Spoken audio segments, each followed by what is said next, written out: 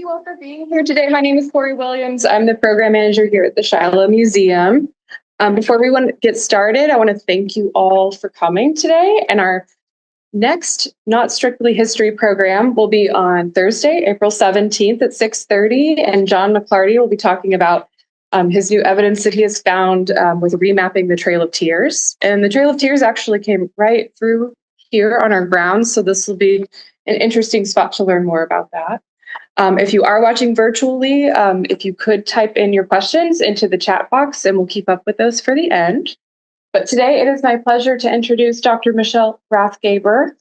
Dr. Rathgaber is the Education Outreach Coordinator at the Arkansas Archeological Survey, and she'll be discussing native foods, the archaeology of native foods with you tonight.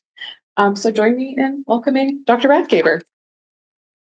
So yeah, I'm going to talk about the archaeology of native foods, and kind of the reason I don't call it just native foods is I know that some people really go into like preparing the foods and like how to cook with these different things, and that is not my skill set.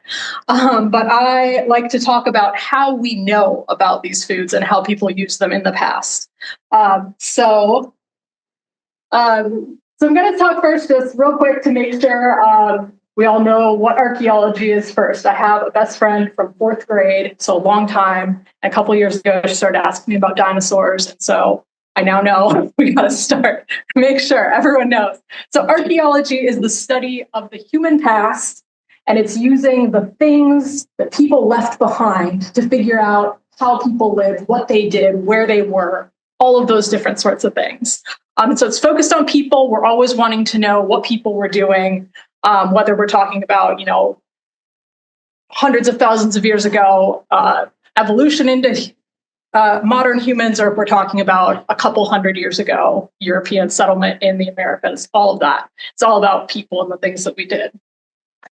So you can see in the pictures just some different pieces of archaeology going on. We've got people in the field, which is what people usually think about, but then we also have people in the lab, which is where we actually spend most of our time.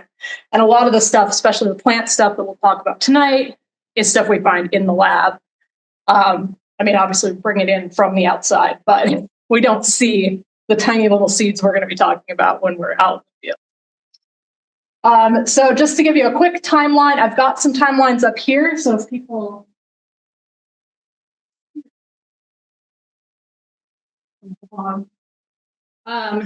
we need to update them a little bit. I've been working on that. But it's a good overview of taking you through the 14,000 years or so of Arkansas history. You can see we go back to 11,500 BCE, kind of the oldest known sites in Arkansas and kind of the surrounding regions. There's not a ton of good dates from that far back. And I think that date actually comes from a site in Missouri. But in general, people have been in Arkansas for about 14,000 years. So it's a long history of people manipulating the landscape in different ways, using the resources that are around. And it also goes through different climate eras, right? So the Ice Age is 14,000 years ago. And then we move into the current kind of climate conditions partway through. And then most people through time live in those conditions. And so then what is native food? What are we going to be talking about? So native food is just the stuff that grows and lives from a place that originated in that place. In this case, we're talking about Arkansas. You know where you are. And we're going to talk a little bit more specifically about Northwest Arkansas, because we have some really great conditions here that things can be buried or left in the form of bluff shelters. So we get really good archaeological data in Northwest Arkansas that then can expand our knowledge of what people are doing with food into the rest of Arkansas and into the surrounding region. So I'm going to just place us where we're going to be looking. So in Northwest Arkansas, like I said, we have these special preservation conditions in the form of bluff shelters. You can see this one is one that's open to the public. It is at Petit Jean Mountain, Petit Jean State Park near Morrilton, central Arkansas, basically. And it's a very, very tall bluff shelter. You can see people standing here. There's a lot of rock art in that bluff shelter, and there have been some excavations there, in the past, but it is not a super deep shelter. And I guess kind of to give you an idea, if you've not been to one or if you aren't super familiar with it, the bluff shelter is kind of like a cave, but it's not very deep. You can never get to a point where there's no light, but you get that protection over the outside. You get less wet conditions, not as much rain can get in. If it is kind of big and deep enough, you can get some stabilization of temperature, not as much as you're going to get in a full-on cave, but it doesn't get quite as cold, it doesn't get quite as hot. It's protected from the sun, and it's protected from direct rain. So, like I said, this is a very big one. You can see how tall it is. The photo is taken from kind of the back of the shelter. And this one just demonstrates how deep a history can be in these bluff shelters. You think about them having all these rocks on the floor, but those rocks have fallen over time, and they are all often partially buried as well. And so this bluff shelter, these guys, especially this one's about 6 feet tall, so they're probably 3-4 feet down, and they're probably not finished going through the excavation in there. And again, because this is a protected area, people have utilized these bluff shelters for thousands and thousands of years as well. And we can see that in the stratigraphic records, the layers of people living in there. The layers are protected. The people were protected when they were in there. And so we get a lot of data. And we have a lot of this data also because of Beaver Lake, right? So it was dammed up and flooded. And before they did that work, or before they did that damming, they did an archaeological survey. So a lot of bluff shelters, and at least some of them I'm going to talk about tonight a little bit, you can't go to now unless you're going to scuba dive. They are underwater. But they did the archaeological work beforehand, pulled out a lot of the artifacts, and this would have been in probably the 50s. So some of it is not the quality of archaeological work that we would expect today to happen. But it does give us a lot of data in the museum of all of these artifacts that were taken out. So again, they're just special places. They give us a really good idea of things that we don't usually get to see. So we'll start talking about animals and then we'll move into plants. But when we think about animal remains, the direct evidence of what people were using, eating, had access to in the past, typically what I'm going to find on an archaeological site is going to be bones, antlers, and shell. And that's because those things don't just rot away in the ground. If we're, out in the yard there and we bury something, in a year or two, it will not be there anymore. We cannot dig it back up. And that's the case for most of Arkansas. But in a bluff shelter, we get a better chance that some of these other things will stick around. So for animals, that would be like the fur or kind of some of the tendon and things of the like deer or other animals that were used to create tools, things like that, that we often don't get to see, like I said, because it rots away.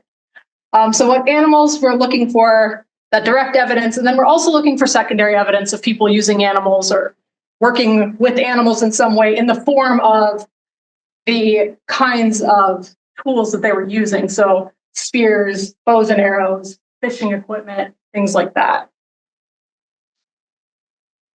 So our animal evidence is going to tell us what animals were present in a site, right? So we know we have Ice Age animals. We know that we have pretty modern looking animals. We're going to know what parts of animals were utilized, so we can see if we're seeing mostly leg bones. We can see if we're seeing whole animals. We can see if we're seeing different cuts of meat potentially.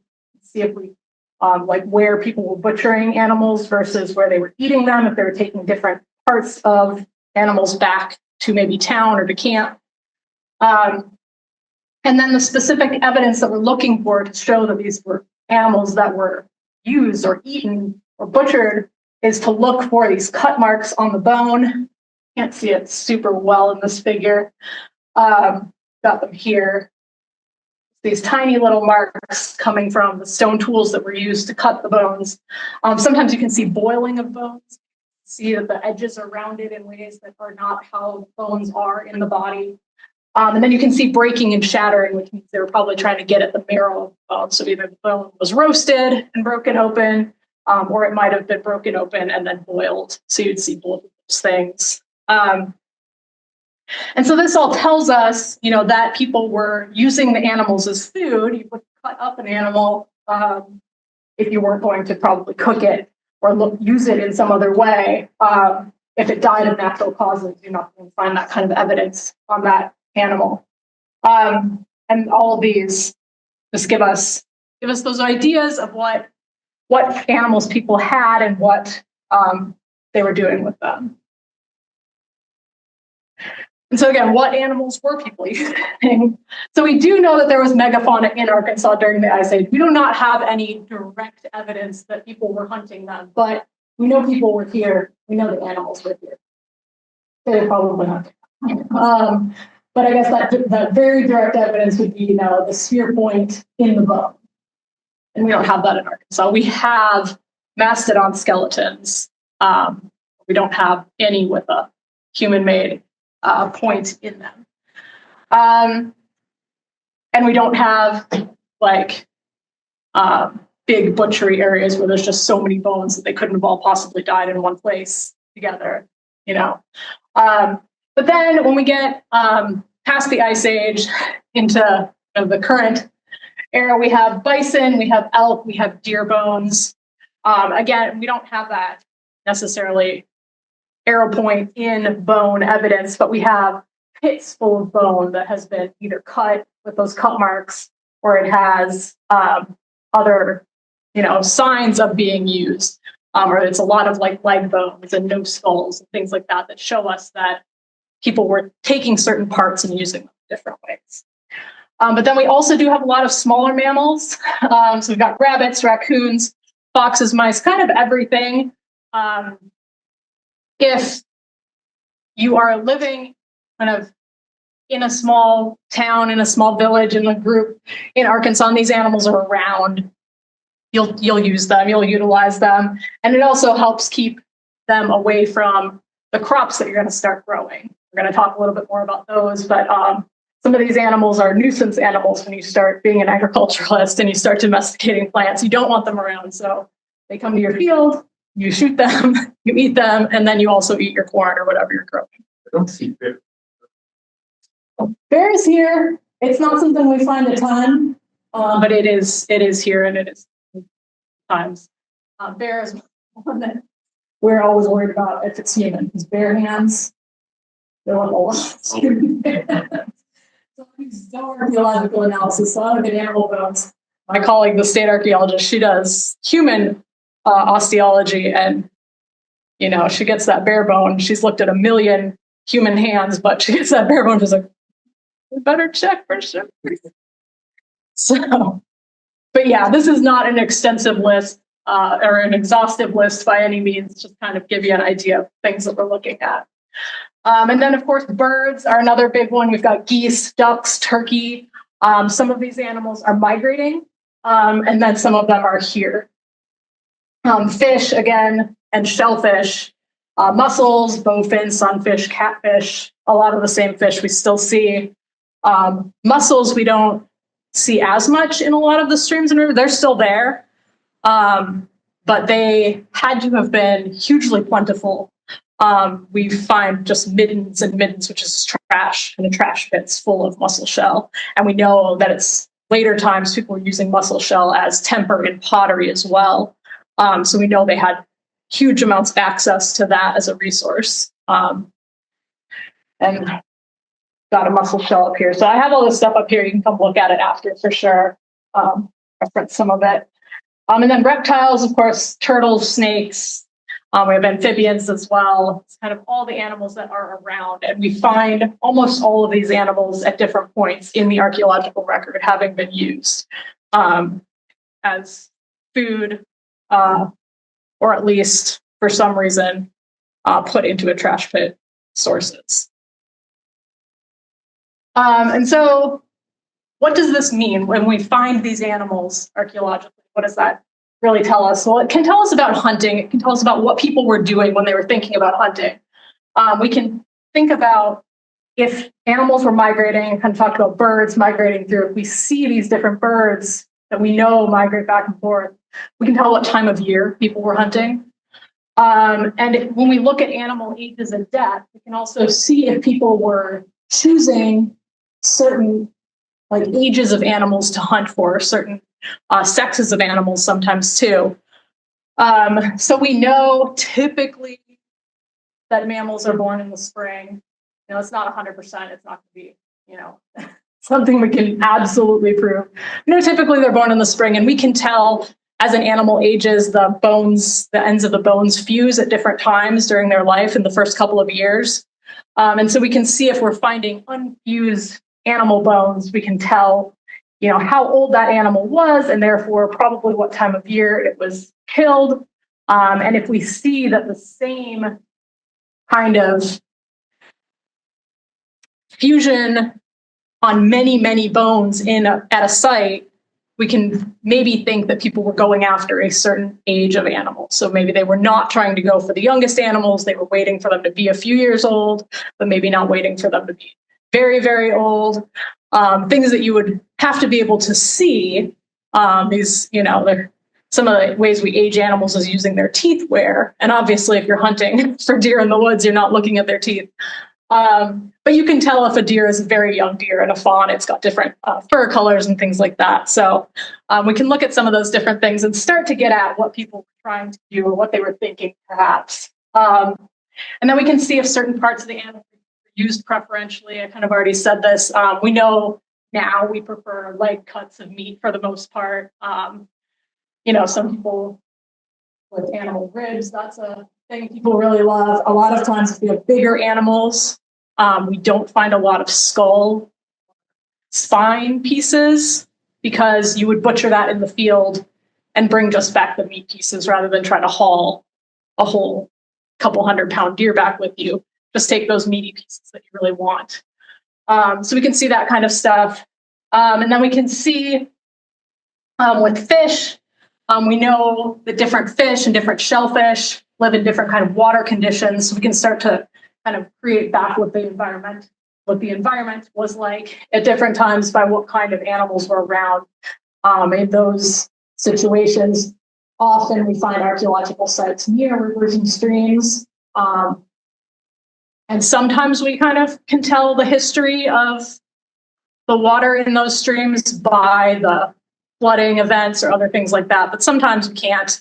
And so it's kind of cool to get that extra information about what animals were living there, what fish, shellfish, things like that.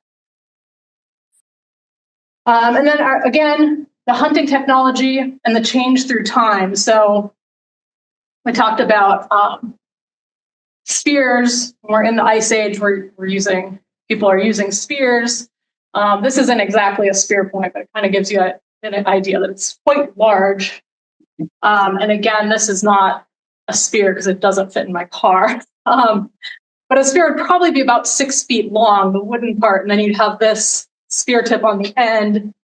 And then you'd have an addle. You can see there's a picture of an archaeological one on the right as I'm looking at it. And so mine is made a little bit differently. It's just flat, but if this was the 6 foot long spear, you kind of hook it in the back. It's going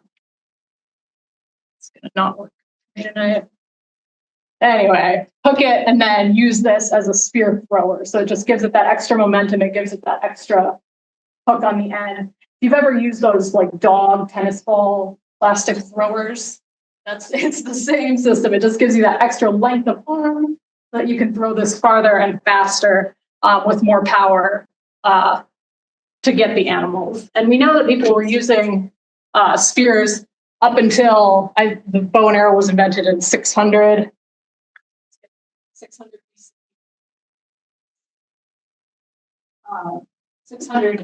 CE, 80.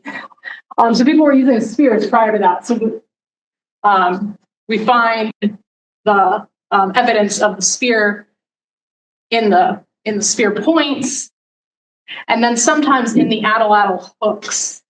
So you can see this, mine is made of wood. This is just a replica, it's all wood. But we have found archaeologically, this is bone. This is a 3D print.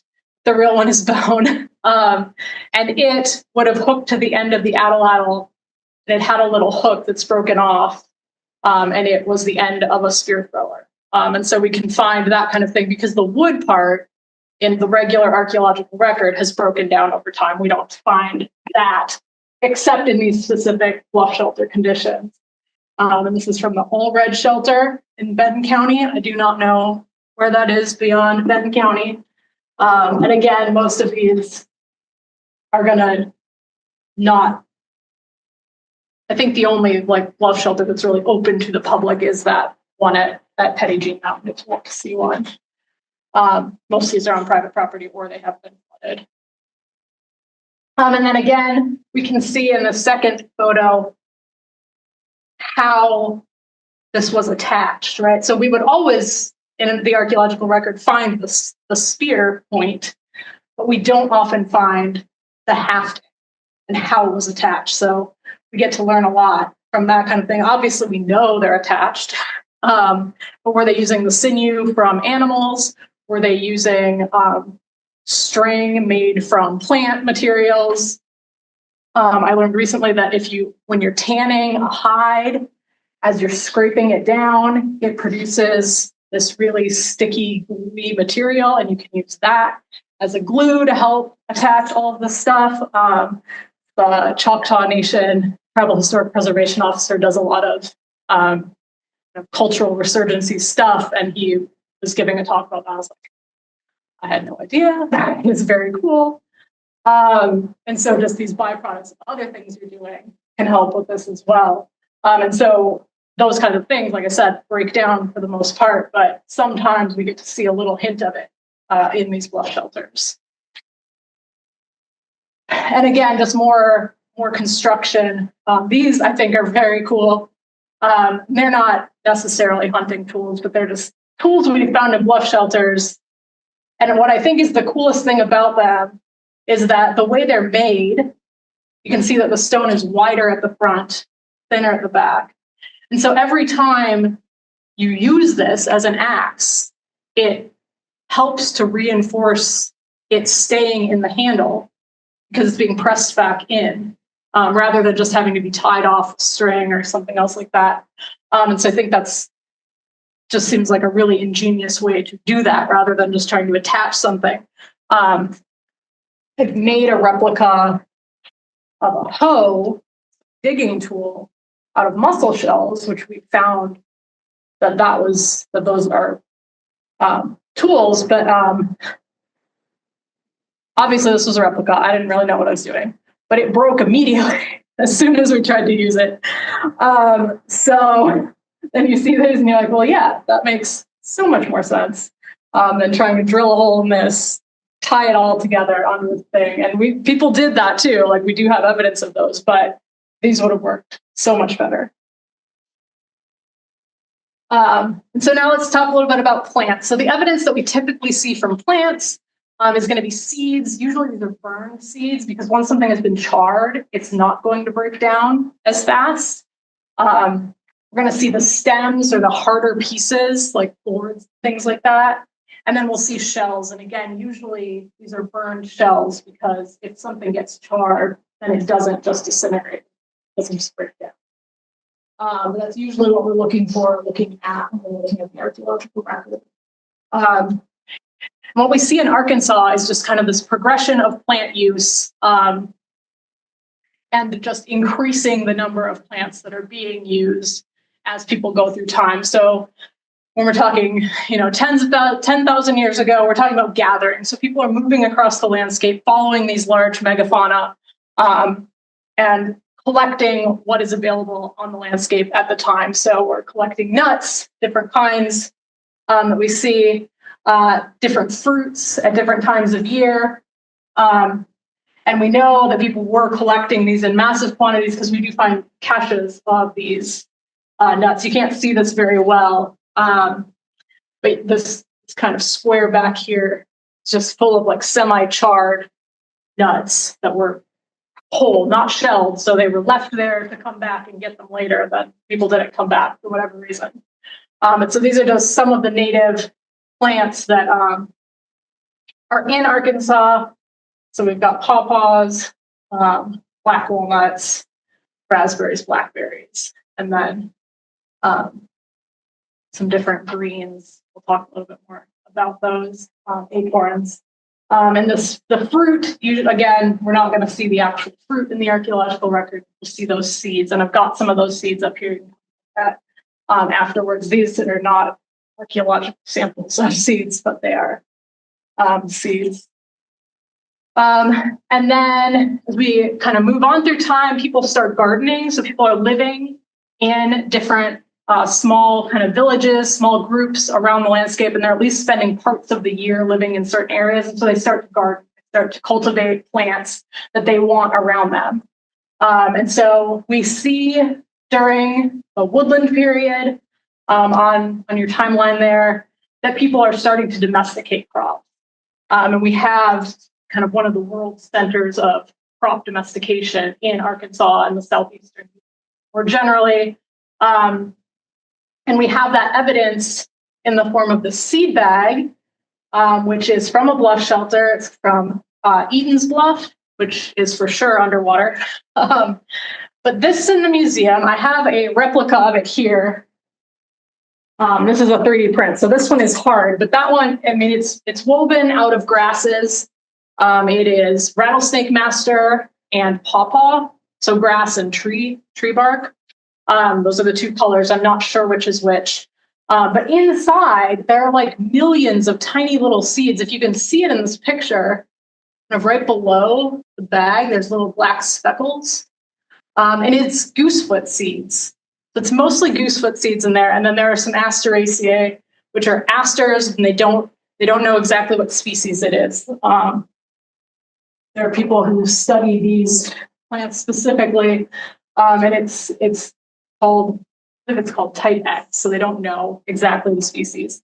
But they think that these were starting to be domesticated, these seeds in here. And so the seeds in here have been dated to about 2,000 years ago. So someone 2,000 years ago collected all of these, made that bag, collected all of these seeds, put it in a bluff shelter, and for whatever reason didn't come back and get it. But we now get to see that someone was, going to plant a pretty hefty garden with that many seeds. Probably could feed quite a few people. And they, took the care to make that whole bag, to keep it in, all of that work. So it's very cool to think about. I mean, it's cool just to think about that artifact. Like, it's amazing. If you ever get to see it in the museum, if they have an open house or something, it's a very cool artifact. It has to be really tight, though. Mm-hmm. Yeah. Well, that's the thing, and it's like, because it's just dried out more and more over time. Every time you touch it, a few seeds kind of come out. So a couple of my colleagues did a 3D scan of it, which is how we made the print. And man, I was like, I want to see it, but I don't want to touch it. I don't want to be near it. And usually people ask too if anyone's planted any of these seeds. And as far as I know, that has not happened. I don't know that they would be viable. But it's one of those kind of slippery slope things. If you give some seeds to someone to plant, who do you not give them to? And then suddenly there are no seeds left. So luckily, this belongs to the University of Arkansas Museum. That's not a decision I would ever have to make. That's theirs, but it is an interesting thing to think about. But yeah, so that, the fact that this was in a bluff shelter gives us a really cool insight into what people were doing and how far back this cultivation of crops goes. And then we can also see sunflower heads. We found those in bluff shelters as well. And then the actual seeds, so sunflower seeds, and then we've got the chenopodium and the amaranth. And so this is a whole bag full of tiny little amaranth seeds. And then I've got some of those goosefoot chenopodium seeds up here if you can take a look after. And they're like poppy seeds, or smaller than poppy seeds. So yeah, the weave on that bag is impressive. And what we think with these greens is they were probably using them as greens in the early spring to get kind of that first vitamin-rich food, and then you can use these seeds later. I was actually in Peru last summer, and I had a granola bar, and it had popped amaranth in it. And I was like, I've heard of that. I know what that is. So I guess you can collect the seeds and pop them like popcorn. They're just little puffs. They're tiny, though. Come up and look, they're tiny. So there's probably species that are a little bit bigger, but none of it's huge. None of it's puffed rice. So again, yeah, the bluff shelters give us this chance to see these whole things, because you wouldn't see really a sunflower head typically in the archaeological record, and you'd only see burned seeds in a site that was outside, just kind of in the open. And then we get to agriculture, and we know that people in Arkansas were doing major full-scale agriculture, feeding hundreds and thousands of people. A lot of times we talk about the Three Sisters Garden, so corn, beans, and squash, all of which were not domesticated in Arkansas, but they did come here. People were using them. But it depends, really, this Three Sisters idea. I mean, it's a story, it's an oral history of how people use plants, but not all tribal nations ascribe to that. So I've done a lot of work in Northeast Arkansas and the Quapaw Nation, who's the descendant community there. This is not in their history. They use those plants. They just don't tell those stories about it. And so I always like to point that out, because it's something that I at least thought was just a ubiquitous thing across all Native American culture, but that is not true. And so the squash types, we're kind of usually seeing the winter type of squash. We're not seeing like zucchini or yellow squash. It's all the hard outside squash. They preserve better, but they also, that is what they were growing. They weren't, at least as far as we have any evidence of, growing those soft squashes. And then corn, domesticated in Mexico, people were using that. And beans, they're whole type of beans, but lots of different kind of varieties. And again, planted kind of intermixed.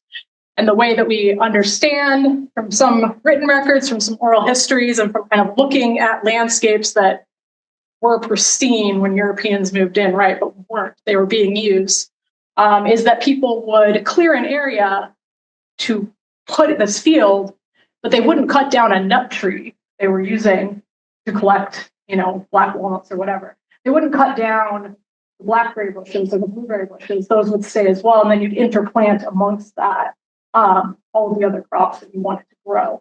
So we're not seeing these monoculture fields like we are now, but they were still practicing large-scale agriculture, because we know they had cities of thousands of people that were being fed.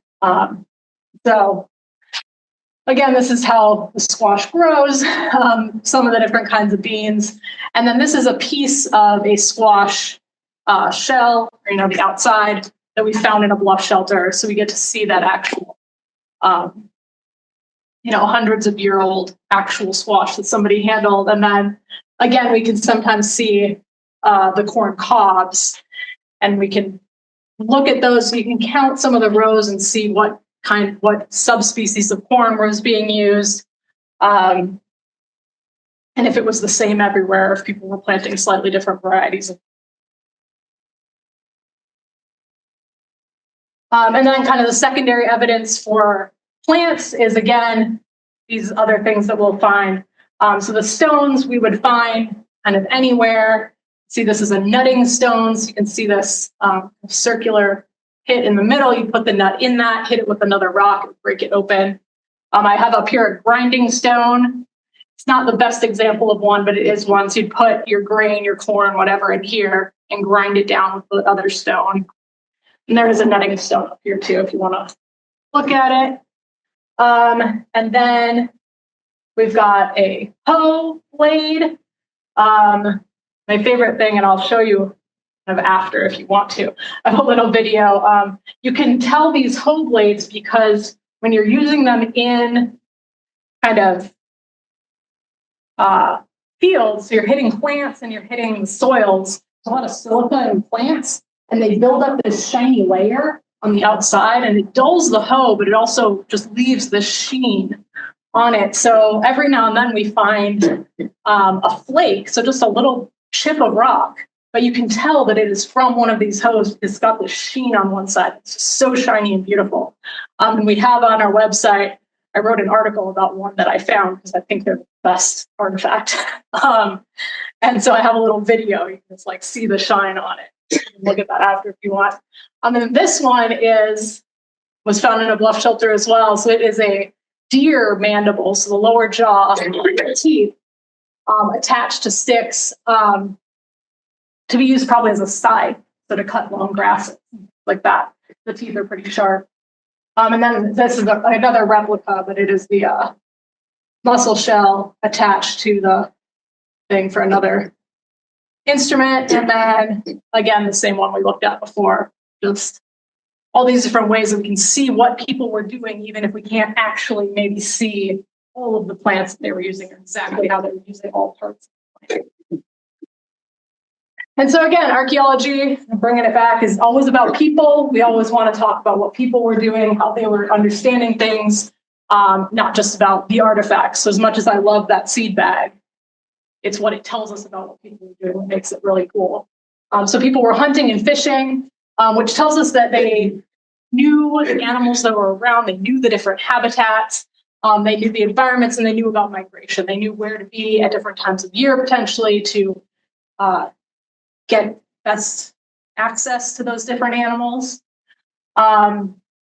We know that when they started really utilizing plants, they were gathering them, they knew where they grew on the landscape, but then they started domesticating them and they started cultivating them and caring for them. And we can see that in a lot of different ways. We can see it also in that now people are starting to be able to do genetic testing on some of these plant materials. And so we start to see the genetic change that means domestication, right? To be domesticated, there has to have been a genetic change. And so we're really getting to prove that rather than just saying, well, the seeds look different, so they must be domesticated. And then we see the agriculture where people are really starting to scale up everything and grow huge amounts of food. And so I've got some further reading assignments for you. I'd like to do that first. Some of these are the Arkansas Archeological Survey's website, and I can hop to that when I get done showing you some of these. But this native farming systems one is really interesting. So if this is something you're interested in, but it's a little bit old, but it's and we do have native gardens that we maintain at our Plum Bayou Mountains Archaeological State Park Research Station. And then also our research archaeologist at our WRI station, so near that big wall shelter. She maintains a woodland and Mississippian garden, so the Three Sisters kind of garden, but then also these earlier domesticate plants. And so if you want to see these plants, I mean, these plants all still live as weeds all over the landscape. But if you want to really see what they look like and how they take off growing in a garden, because I helped lay out this garden. And so I was invested in knowing, how's it going to work? And the woman, the archaeologist who started it, has moved on to form her own company at this point. But it was amazing that within like 2 years of planting wild seeds of these plants in that garden, they looked different than the wild ones in the landscape around. Just because they were being taken care of, they got a lot bigger. They were hardier. I don't think she was watering them, but she was weeding them. And she had, worked the soil before she put them in, and just caring for them just that little bit, just really within just a couple of years of planting, keeping the seeds, planting again, you really started to see differences. And it's interesting how fast those kinds of changes can take place. I think it's something that people who study domestication know more and more, but it's not something that I knew, and so I thought that was a really, really cool thing to get to see. And I do also have up here some recipes it'll give you different suggestions for the native plant types. And these are all recipes from our gathering, gardening, and agriculture curriculum that we have on our website. So if you're a fifth grade teacher or you know a fifth grade teacher, we have a curriculum about gathering, gardening, and agriculture. It's a cool curriculum. It's got a lot of good information. It's kind of it's supposed to, be a week-long set of lesson plans. Kind of a lot for a week, but there's cool pieces in it, and I think it's really cool to read through, even if you're not a teacher and you don't know any fifth graders. If you just want to learn about agriculture in Arkansas, that's a cool way to do that. And they did put together some recipes in that. And Dr. Emily Beam, who keeps our WRI gardens, she was one of the authors. So that is a cool resource, and that is on our website for free, just to download the different lessons out of it if you want to. And I think that's all I've got for you officially. So please feel free to come up, look at everything that I've got up here, and I'm happy to answer any questions that anyone has.